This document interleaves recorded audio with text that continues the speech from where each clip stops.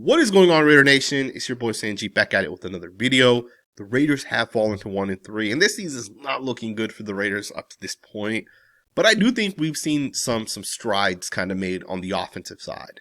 Ashton, jeanty went off, right? Raheem Mostert had like 4 or 5 really nice runs as well. The offensive line is looking better than what it's looked in the past. More than that, I feel like, Geno Smith did have his issues, but like, we can pretty clearly see some of the issues that the Raiders obviously had. Let's talk about it. Let's start right away. We're going to talk about Thornton a little bit. Some people think Thornton is the type of wide receiver that, you can come in and he can play and he can have success. But we knew when he came out of college, he was a little raw. Everybody knew this, right? It was part of why he ultimately fell, because NFL teams knew, although this guy's 6'5", runs a 4.3 40-yard dash, NFL teams knew that this guy is not a polished route runner. Obviously, being at Tennessee, they didn't have him utilize every single route tree, but even more than that, you can just watch his tape. He's not a polished route runner. And for some reason, the Raiders thought we should just go into this season with Thornton as your starting wide receiver. And there's been at least 10 examples of this on tape that I could show you guys. But I'm going to just show you guys a couple of these plays here from the most recent game. The guy is just not He's just not ready. And I think for the Raiders, you can make the change right now. I don't know if it's bech that you should go with, or if it's another wide receiver you already have, or maybe you trade for a wide receiver. But there's plays where Thornton is running a route. And on this one, he's running a crossing pattern. Specifically, you can see the guy that's covering him in a man-to-man situation kind of gets rubbed at the top. Thornton has a little bit of separation, but you can also see he slows down in his route here. And he starts looking back at the quarterback, and you can see when the quarterback throws him the pass, it's knocked incomplete. There's just moments where you watch this guy, and it's just, you can tell he's a little inexperienced. On that crossing route, he needs to keep running full speed across the field. And again, he just kind of slows down. And there's moments like this on tape. And there was another play. It was a 3rd and 11. The Raiders are down in the red zone, and Geno Smith's going to throw this pass at Thornton, and it does hit Thornton in the hands. Now, here's the thing. A lot of people actually felt that, hey, Geno needs to put this ball in the chest for the wide receiver. Believe it or not, Geno Smith is actually throwing this ball low, right? He's trying to lead Thornton to catch the ball as he's falling down so he doesn't take a big hit on this play, right? So, although some people are going to say, hey, you should have put the ball in his chest, Geno doesn't want Thornton to take a big hit, right? Geno looks over here to the left. He sees a linebacker. He comes back to the right as he's going to throw the ball to Thornton. He wants him to be able to catch it and fall. And I would think that on 4th and 1, the Raiders would potentially go for this. Now, keep in mind, the field goal that the Raiders settled for here, there was about 6 minutes left. We lost this game because we don't score a touchdown here. The Raiders right now are already up by 2. If you score a touchdown here, it's going to be a 9-point game. But because of the fact that the Raiders end up kicking this field goal, it ends up being a 5-point game. Of course, the Bears drive right downfield and score a touchdown. And we'll talk about that drive where they actually score a touchdown a little bit later on. But again, just getting back to Thornton, I think, Geno Smith throwing the ball low makes sense, right? I understand why he does that. You don't want the guy to take a big hit, but even then, it hits Thornton in the hands. You got to make that catch, right? At the end of the day, you're a wide receiver in the NFL. You got to make that catch. You got to figure out like the routes that you're essentially running, and you just got to get these little things corrected. I'm not only blaming Thornton for some of this stuff, right? Like, Geno Smith has not been perfect at all. There's definitely some ball placement issues that I'm seeing from Geno Smith. And what's crazy is people said, hey, Geno Smith is known for his accuracy, right? He's a accurate quarterback. Look at the percentages of his, look at his completion percentage. It's the highest in the NFL. And I remember, man, I remember when I first talked about Geno Smith when the Raiders brought him in, that was the one comment people kept saying. Ball placement and completion percentage are 2 completely different things. Ball placement is how well you put the ball to a wide receiver in stride, or if a guy stops a route, how, good you're able to hit him kind of in the chest. If you need to throw a low pass, how accurate is that low pass, right? That's ball placement. Completion percentage, if you throw 10 screens and all 10 screens are completed, you're 100%. You're a great quarterback, according to your completion percentage. Completion percentage is overrated as hell. Geno Smith struggles to throw the ball in short distance situations. Geno Smith is the type of quarterback that's going to push the ball deep, 15, 20, 30 yards downfield. And right now what's happening is Geno Smith's unable to hit his guys accurately, right? He's struggling with some of this accuracy. The first interception that Geno Smith threw, the Raiders ran a dagger concept out of a trips formation, and the defense is in a cover 6. Now, here's the thing. When you're in a cover 6 defense, It's one thing if you show like cover 2 or cover 4 and then you run cover 6 out of it. Like the defense is just showing cover 6. So this is basic stuff right here for Geno Smith to recognize this pre-snap. You should know that, hey, in a cover 6, this safety is going to take any sort of crossing pattern. So a dagger is one of the worst concepts, especially out of trips, because the point of cover 6, that safety, that inside safety, his entire responsibility is to take the guy that's going to come across the middle of the field. And Kevin Byard does a phenomenal job just recognizing it, and he jumps it. Now, I'm not sure if Geno Smith sees like that double A mug look, right? And it looks a little bit different than the way like the Commanders run it, right? Because the Bears run it with the nose tackle on the field. But you can see 2 guys are essentially lined up over the guards. Maybe Geno's, internal clock speeds up when teams show pressure. It is possible, but like even then the pass, like the actual throw, it's kind of off target. It almost seems like Jakobi Meyers either doesn't recognize the ball's coming to him or doesn't see the pass, but it just seems like he's not really trying to catch the football, and Byard ends up picking it off. Again, I'm not really sure what happens on this one, why Meyers doesn't make a better effort. Maybe the pass is just that off, right, where Jakobi ends up not being able to catch it. Again, to me, ball placement has been an issue for Geno at this point. The third interception that Geno Smith had, same thing, right, just the ball placement issue. And we'll look at the second interception here in a second as well. But again, this third interception, the thing that I noticed with this play is, there is a little bit of pressure in front of Geno, but you got to throw this pass in front of Jakobi Meyers, right? The cornerback does go underneath this, and he ends up jumping and making a great play on the football. But for him to jump and make this play, it means the pass is essentially behind Jakobi. When Jakobi Meyers is running this cross, you got to put it in front of the wide receiver so he can reach out and catch this pass. Obviously, the corner does do a great job, but again, this to me is on Geno with the ball placement. We skipped the second interception, but I want to just go back to that. I don't think the ball placement was bad on this one, but do note that the second interception and the first interception, the Raiders tried running a very similar concept to one another. The first one was dagger, the second one's dagger as well. The formation's a little bit different. The first one, you had 3 wide receivers to the right. On this one, I think you get a tight end over there on that right side. And the tight end ends up stopping as opposed to, running and clearing the middle. The defense is also different. This one's going to be covered 2. And again, Kevin Byard is just standing right in the middle of the defense. He recognizes it, he jumps it, he intercepts it. Again, they're showing the same exact, double A mug look. So I'm not sure if the quarterback gets, maybe like the internal clock speeds up. I'm not sure, but like to me, it seems like teams have kind of figured out what the issue with Geno Smith is, or teams have figured out how to attack Geno Smith. And it feels like the Raiders haven't figured out these issues yet, right? I'm not saying like Thornton's terrible; it's 100% on him, right? That wasn't my point in criticizing him.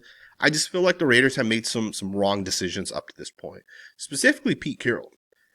Obviously they brought in Amari Cooper, and I understand you were trying to get Amari Cooper to potentially replace Thornton. But even then, Amari Cooper was not the best wide receiver in the NFL at that point, right? Like he was on the back end of his career, final year or 2 of his NFL career. He was slower, wasn't a great player at that point. I feel like the Raiders, maybe it's John Spytek's, maybe it's on him, but Pete Carroll's the head coach. He can dictate a lot. I feel like the Raiders have kind of let Geno Smith, they've kind of put Geno in a bad spot almost, right? And again, I'm not saying Geno gets a pass for his interceptions because, again, he's struggling with ball placement a little bit. And, the pass where it was low for Thornton, I actually asked a quarterbacks coach that I know through Twitter. He trains quarterbacks. And he's trained some quarterbacks out in the NFL now, right? He works with college guys specifically, but some of these guys are in the NFL now. I asked him about that play specifically, and he even told me he thinks Geno throws it low because of the linebacker kind of standing there. And I trust this guy. I don't think that play was ball placement, but like you could tell Geno was struggling with ball placement a little bit. And I almost feel like we're at the point where the Raiders have to figure out how to get better on the offensive side, specifically with the passing game. We struggled running the football and we tried correcting it, but even though we struggled running the football, the passing game hasn't been elite.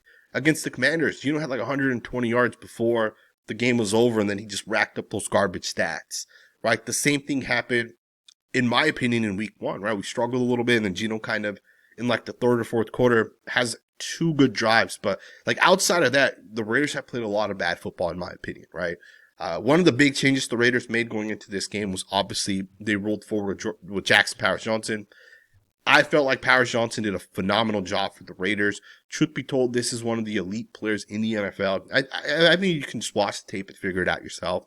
And if you guys do the tape, make sure you guys hit me up on Twitter. I will create a folder, and I'll put the tape in there for you guys. I forgot to do it last week, but I will do it this week, and I'll send it to you guys. But there was one play specifically. I think it may have actually been the interception that Geno ended up throwing. But the defense showed like 7 guys, right? You got linebackers. They're going to line up. The offensive line, remember, the Raiders have struggled picking this up. They struggled last week. They got crushed on this. And even the week before and the week before that. They struggled when teams showed multiple guys on the line of scrimmage. And it was most noticeable against the Chargers and the Commanders. The communication was off. Guys didn't know who to pick up. Guys were just coming free. This time, right against the Bears, the Raiders had no issues picking this stuff up. And look at this pickup here by Jackson Powers Johnson. I mean, this is a phenomenal job right here. Realizing the linebacker's falling off, and look at how quickly he sees the corner and he picks it up. Now, the quarterback's kept clean. Obviously, Geno does throw an interception on this one. But this is a phenomenal job by Jackson Powers Johnson. And there's little things like this where he's like, the processing he has, the intelligence that this guy has, it's really, really, really impressive. This is part of why I think JPJ is an elite football player. And this is why I've been telling you guys I think he's elite. There was another play in the fourth quarter. DJ Glaze's guy slants super hard to the inside. JPJ helps him stop this guy, right? They stop this guy together. But then at the same time, there's an interior defensive line game coming from the left side. And the Raiders would not have picked this up. If JPJ does not see this to his left, I think Gervon Dexter hits the quarterback on this one. To me, this is a great job here by JPJ. Now, just to kind of back this up, one of the things we've got to realize is the interior defensive tackles are running a game. So the guy Jordan Meredith has, he's going first. And it's very important for Meredith to push this guy back as he gives him to Dylan Parham. Parham takes him. And then Meredith has to get off and then come back to the other guy. The reason why teams are running these games on Meredith is because Meredith's weak. He's slow. He can't process that well. He's just not that good of a football player. So teams are attacking him. And in my opinion, if JPJ is not here, Gervon Dexter is free to get to the quarterback. But JPJ does a phenomenal job making sure after he helps DJ Glaze to get over here back to the left. And he stops Dexter. And of course, the quarterback gets the ball out. Just enough time for him to get the ball out, right? JPJ does little things like this on tape. That doesn't include like the crushing blocks that he has, right? Where he's pancaking people. It doesn't include just like the awareness and, JPJ had a really good game yesterday. And I'm not surprised we got the run game going a little bit. There are multiple plays where ashton he picks up a lot of yards, or Mostert picks up yards. And it's not just JPJ, right? Like the left guard had a great game yesterday as a run blocker. Dylan Parham looked like the guy we thought he would be, like in preseason. I believe it was the first preseason game where we watched Dylan Parham, and I was like, this guy looks completely different. And then when week 1 came around, that same guy wasn't really there. But yesterday, Dylan Parham did a phenomenal job. That 64-yard touchdown does not happen without Dylan Parham, right? Not only is he going to help the center here, but then he gets up to the next level, and he does a great job making contact with this guy. Colt Miller does a phenomenal job on some of these runs. And, Miller, to me, is such an elite football player. And it's unfortunate because he's going to miss some time at this point. Miller's a phenomenal left tackle, man. He is arguably one of the best left tackles. If there was, if there were people who thought, hey, Miller's like the 15th best tackle in the NFL, I think he's in like the top 7 tackle conversation at this point. Outside of the obvious, right, you got like Tristan Wirfs, Lane Johnson, Penei Sewell. Outside the 3 obvious guys, like, in the 4th, like, who is it? Spencer Brown, Colton Miller, Christian Darrisaw, Darnell Wright, potentially, right? Like, you could make the argument Colton Miller is like the number 4 offensive tackle after the obvious 3, right? JPJ had a really good game. DJ Glaze was okay, right? Like, he did a good job, generally speaking, but the Raiders are still helping him a lot. And then on top of that, there are plays where he is getting kind of pushed back, but generally speaking, DJ Glaze has looked way better these past 2 games than he looked the first 2 games. So shout out to DJ Glaze for starting to hold it down a little bit for the Raiders. Hopefully he develops, man, into the franchise guy. We'll see if that happens. Meredith, not a fan, man. We obviously know about those 2 plays that ended up happening early on. So there was a 3rd and 1 situation where Jordan Meredith just got straight blown up, man. Andrew Billings took this guy and tossed his ass backwards. Andrew Billings is known as a run defender, obviously, right? He was with the Raiders in the past, if you guys remember. But this just kind of talks to you guys about Jordan Meredith, man. The guy's just a weak center. If you want speed at center, you're going to get a weak center. All right, very, very, very, very few times do you get Jason Kelce, who's very fast, but Kelce was really, really strong as well, right? Like, believe it or not, Kelce is one of the strongest centers in the NFL. And I don't know how the hell he does it with the body structure he had. Maybe it was just the technique, but Jason Kelce was really strong. He'd anchor down on multiple, like bull rush, like Vita Vea, he'd anchor down on that. Meredith is not Jason Kelce. And I don't know how some people are making, I get the comparison, but Jordan Meredith struggled. That was that 3rd and 1 play. He gets blown up on a quarterback sneak. Believe this or not, the Raiders have a tail similar to the long snapper. They have a tail when it comes to their quarterback sneaks. Literally, Geno Smith on every single quarterback sneak goes to the left. Every single time. Go look at all of them. He goes to the left when the quarterback sneaks is. Just a matter of time till teams figure this out and they start shooting those gaps over to that side. Now, obviously, on this one, Meredith gets blown up. Then even worse, on that 4th and 1 play, this was just bad, man. Like, I don't even know what the hell Meredith was doing on this play. Like, I could tell he's trying to, what looks like reach, maybe to the left, but nobody else is blocking this play the same way that Jordan Meredith is. Nobody is blocking this as it's like an outside run concept to the left. Jordan Meredith's the only guy.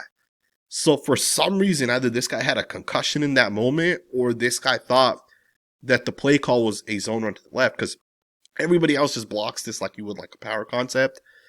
I'm, again, not 100% sure what happens on this play. Obviously, there was some miscommunication, but regardless of the miscommunication, there's just issues with the offense right now. And this is why I think it's hard to 100% blame Geno Smith. You have an inexperienced wide receiver in Thornton. You have guys like Meredith that are confused, and there's moments across the tape where guys are confused. Look at this play here by Ian Thomas.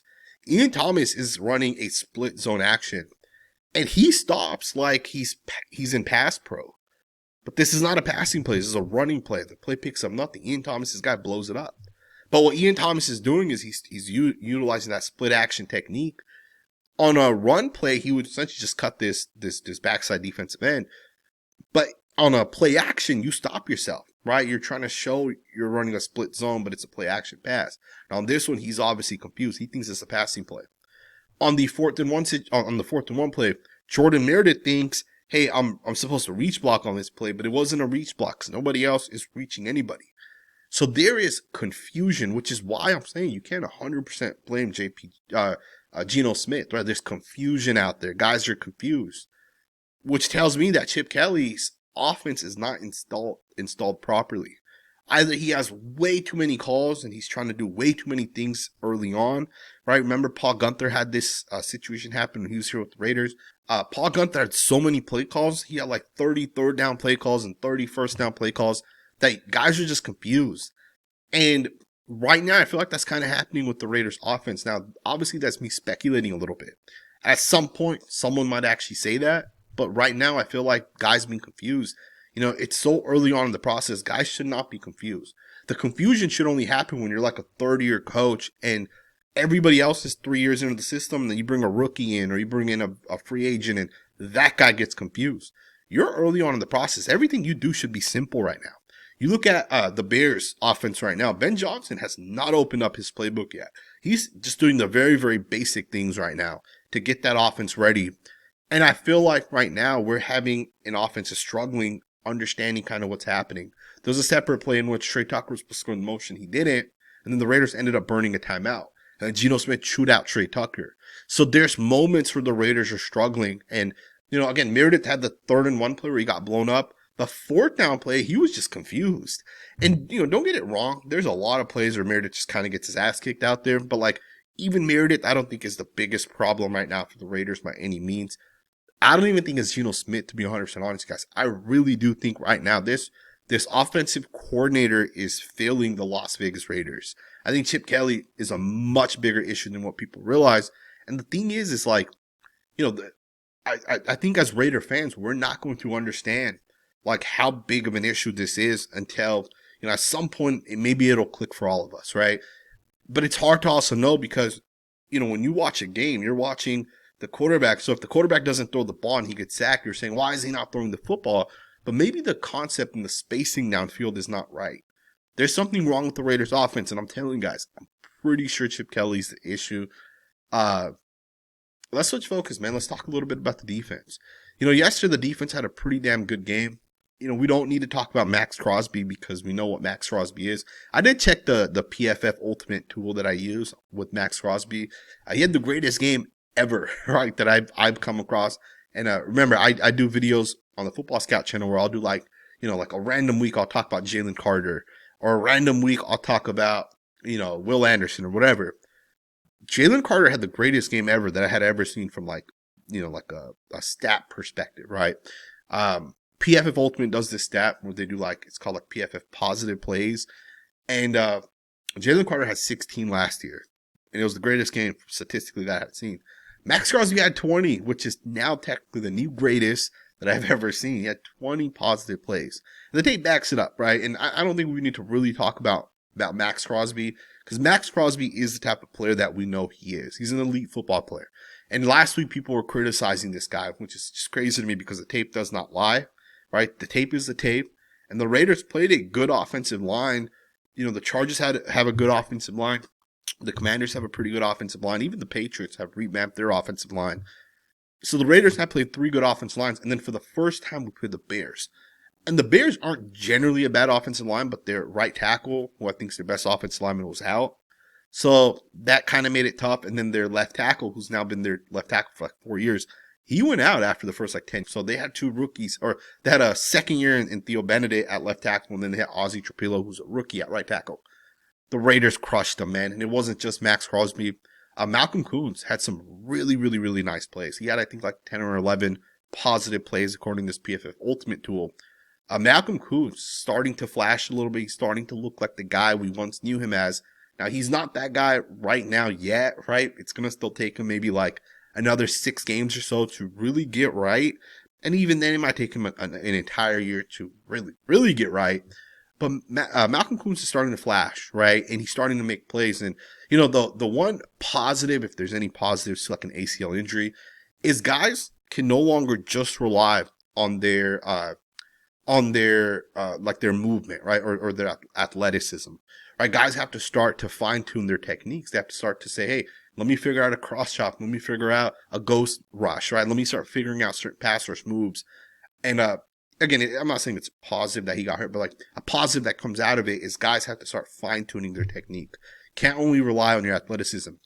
And, Malcolm Koonce is coming back to form. And when he does fully get healthy, which I do think he will, right? I think he'll get that twitchiness, that bend back at some point. He's going to become a really good football player for the Raiders. So hopefully sooner rather than later. Devin White had some really nice plays as well versus the run. The guy was getting after it. Now, he did have a lot of negative plays in coverage. Linebacker is always a hard position to really analyze, in my opinion, because, linebackers are not meant to cover wide receivers running crossing patterns. You're not meant to do that. Now, if you get out of your own coverage, which Devin White did do a couple times, you can blame that on the linebacker. It wasn't great in coverage for Devin White, but the Raiders have one of the better run defenses in the NFL right now, and Devin White's a big part of this. The guy gets in there, he blows people up in the run game. He's a downhill type of linebacker. And it's crazy because when the Raiders signed Devin White, there were a lot of people that hated on Devin White coming to the Raiders, but you can tell, he's a top 10 pick for a reason, right? The guy gets after it. He's a very good processor against the run. The guy's smart. Obviously, linebackers are not meant to cover.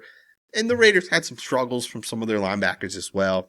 On the Tyree Wilson sack, which was surprisingly the only sack that the Raiders had, Devin White was a part of that sack as well, right? He ran a defensive line game. He looped around.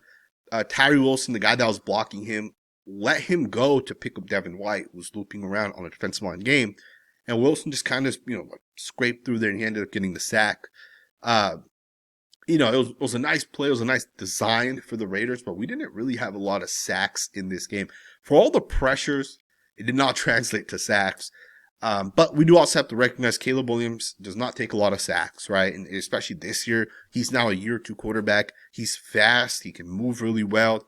If you get close on Caleb, unless you're really fine-tuned with the rush containment, you're not going to get to him, right? He just gets out of there. which was an issue for the Raiders. And we'll just end this video with the final drive breakdown. The Bears got the ball with about 6 minutes left, and they drove right downfield, and they scored a touchdown on us.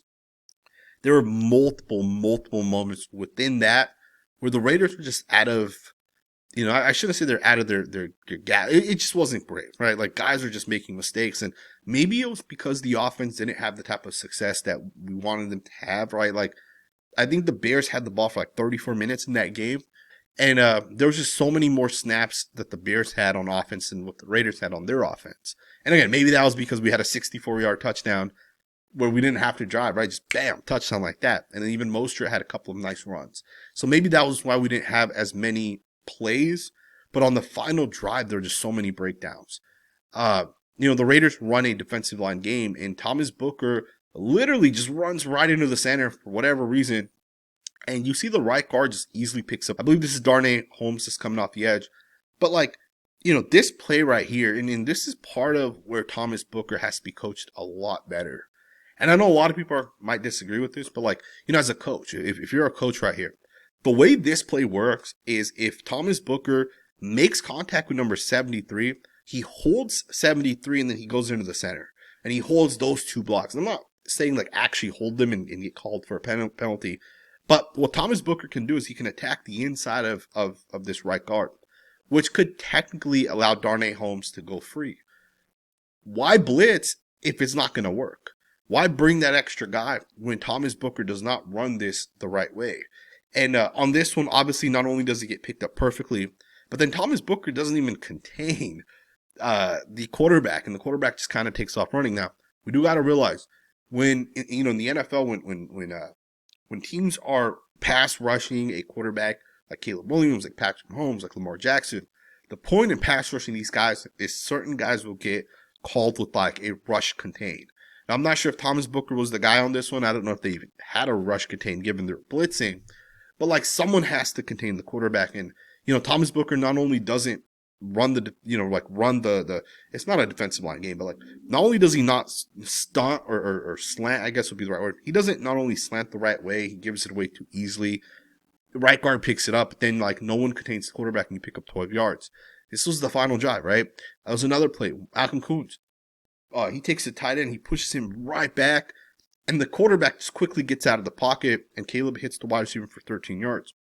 Multiple plays like this where the Raiders just broke down, right? Guys did not do their job. There was another play. Koonce goes outside on a speed rush.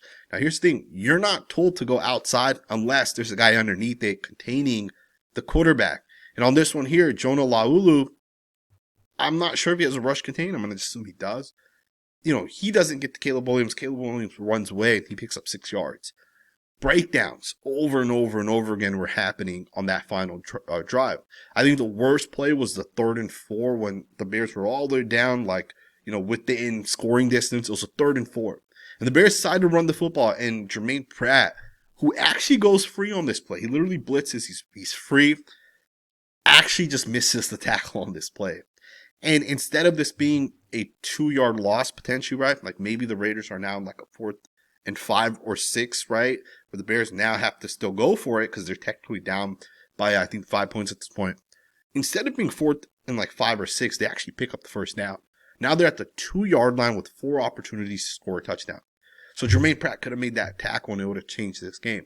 Again, just breakdowns on that final drive. There were one plays where guys got out of their gaps, right? Adam Butler doesn't make the play. Quarterback takes off and kind of gets out of there. The Raiders defense obviously gives up that touchdown at the end of the game, but you can look at the interceptions that Geno Smith threw and put the blame on him. You can look at Chip Kelly and some of the designs that the Raiders had on the offensive side, some of the confusion, right? Because that 4th and 1 play where the Raiders run and Meredith goes the wrong way or whatever, something's not right there, right? Something's broken. When Ian Thomas is pass blocking on a run play, something's broken. And I know it's not super obvious right now, but over the course of this season, I've seen the same stuff over and over and over again. Things are broken with the Raiders offense right now. And, I'm not saying Geno Smith's great. Obviously, he's to blame for this. But at the end of the day, the San Francisco 49ers will go 3-0 with Mac Jones as their quarterback. Right? I guess it was 2-0. I think he only played 2 games. But Kyle Shanahan, an offense coordinator for the 49ers, will get it done with Mac Jones.